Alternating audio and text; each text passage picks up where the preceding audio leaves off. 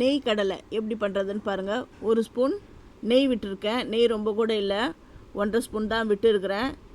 அப்புறம் இதுக்கு வந்து கடுகு அதெல்லாம் போட வேண்டிய அவசியமே இல்லை. கடுகு காஞ்ச மிளகாலாம் போடக்கூடாது. பெருங்காயத்தூள் அதுதான் நான் சேர்க்குறேன்.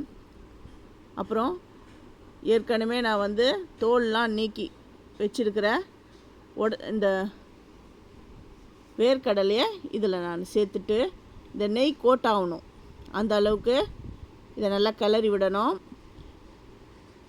கலரை நல்லா கிறிஸ்பாக வரும். இது ரொம்ப நல்லாயிருக்கும்.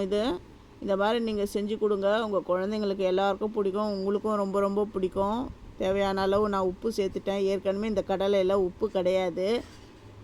எல்லாம் நல்லா ஃப்ரை ஆகி வந்துடுது. இனிமேல் வச்சா நல்லா காந்து போயிடும். பெப்பர் தூள் வந்து மேலாக்க நான் தூவிட்டேன். ஸ்டவ் ஆஃப் பண்ணிவிட்டு பெப்பர் தூளை சேர்த்துட்டேன். இந்த பெப்பர் தூள் சேர்த்திங்கன்னா அந்த சூட்டோடு நல்லா கலந்துடும். இந்த 5 விதமான ஸ்நாக்ஸில் இந்த வறுகடலை நெய் வறுகடலையும் நான் செஞ்சுட்டேன். தேங்க்யூ.